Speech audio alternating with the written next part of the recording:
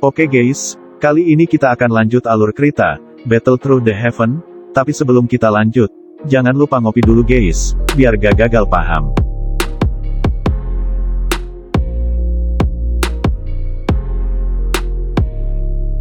Singkatnya di pasar, saat itu Xiaoyan dan Xiaoer sedang bercerita, sepertinya Xiaoyan akan terus meningkatkan kemampuannya.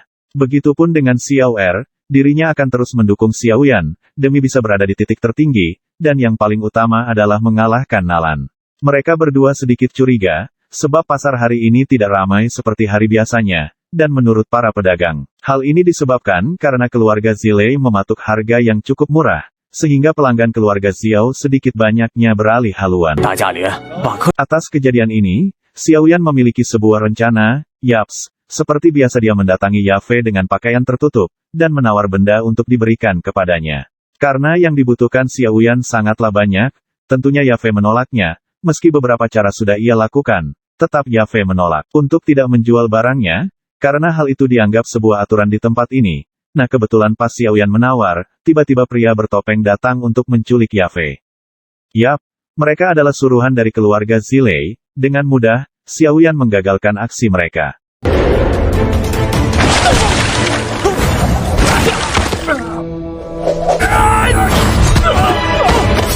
Di sini Xiaoyan membuka salah satu topeng dari mereka, dan mengancamnya, atas perintah siapa, sehingga ingin mencelakai Yafei. Karena merasa takut, mereka mengatakan bahwa semua ini perintah dari keluarga Zilei. Akhirnya, sebagai rasa berterima kasih, Yafei akan memberikan semua benda kepada pria itu. Asalkan Xiaoyan mau membuka topengnya, disinilah Xiaoyan membuka penutup wajah dan memperlihatkannya kepada Yafei. Betapa terkejutnya Yafei, ternyata dia adalah Xiaoyan. Di sini Xiaoyan meminta kepada Yafei untuk merahasiakan ini semua, sementara keluarga Zilei, berita atas penjualan semua benda, sudah sampai ke telinga mereka. Hal ini tentunya jadi bumerang bagi mereka, sebab mereka mencari benda-benda untuk diperjualbelikan di tempat itu juga. Atas hal ini, mereka akan membeli di tempat lain, yakni dari pelelangan meter dengan harga 5 kali lipat lebih mahal.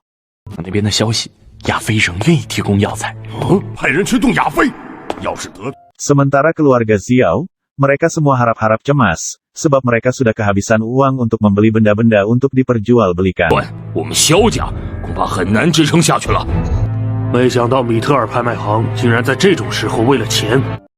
Nah, saat itulah Yafei datang dengan membawakan beberapa gerobak dengan cuma-cuma. Xiao Zhang terkejut, tiba-tiba Yafei memberikan semua benda itu. Yafei kemudian mengatakan, kalau ini sebagai balas budi terhadap seseorang, dan tak lama dari itu Xiaoyan masuk menggunakan jubah hitamnya, dan menyuling benda tersebut menjadi beberapa pil.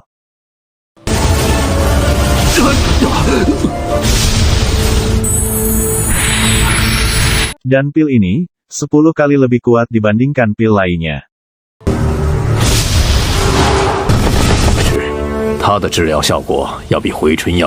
Seusai dari sana, kemudian Xiaoyan melangkahkan kakinya keluar. Kebetulan suasananya lagi hujan di sini guys. Lalu Yafei datang memayunginya. Romantis kan guys.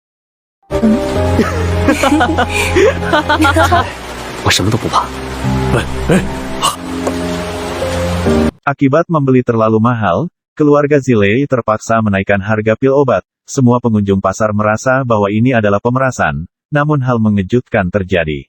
Ada salah satu penduduk yang sedang terluka, dan temannya langsung memberikan sebuah pil yang dibelinya di pasar milik keluarga Xiao. Harga yang murah, namun kualitasnya sungguh dahsyat, hanya sekali pakai, luka tersebut langsung sembuh. Sehingga membuat semua pengunjung pasar lainnya pergi menuju pasar milik keluarga Xiao.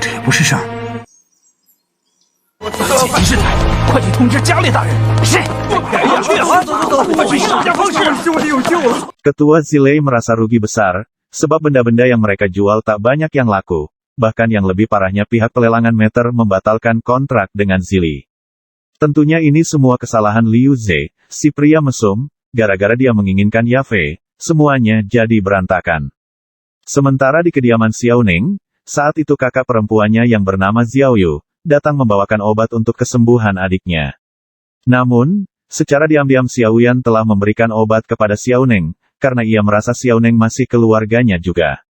Kembali ke tempat keluarga Zilei, ketua sangat marah kepada Liu Ze, dan lagi, Liu Ze memiliki sebuah cara lain, yakni membuat sendiri ramuan pil obat tersebut. Dan Liu Ze menyuruhnya untuk membeli bahan-bahan di luar kota, untuk kualitas, katanya di luar jauh lebih baik daripada kualitas milik keluarga Xiao.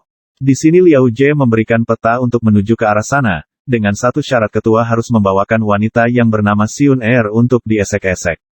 Ketua sempat menolak, karena Xion Er rencananya akan dijodohkan dengan Ao Er. Sehingga ketua tak lagi bisa mengontrol emosinya, sekali lagi, Liu Si dimarahinya, kemudian ketua mengatakan bahwa besok pagi mereka akan ke pasar milik keluarga Xiao. Jadi bersiap-siaplah akan terjadi perang besar-besaran di sana. Singkatnya Xiao Yu dan Xiao Neng sedang berada di pasar. Nah mereka berdua kemudian dikejutkan atas kedatangan keluarga Jelei beserta bawahannya, di mana mereka diserang terus-menerus oleh pasukan berani mati. Dengan itu juga Xiao Yung mencoba menahan, sesekali menyelamatkan adiknya dari serangan mereka.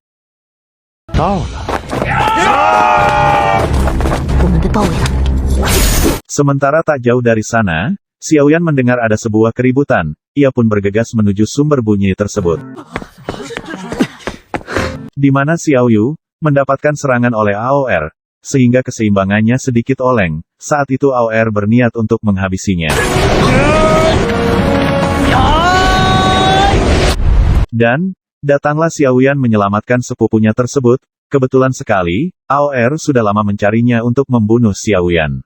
Tanpa pikir panjang lagi, Xiaoyan langsung melepaskan serangannya. Hal itu membuat Ao Er mengeluarkan darah di mulutnya. Sehingga Ao Er semakin marah dan menyerang beberapa kali, hingga Xiaoyan tersungkur.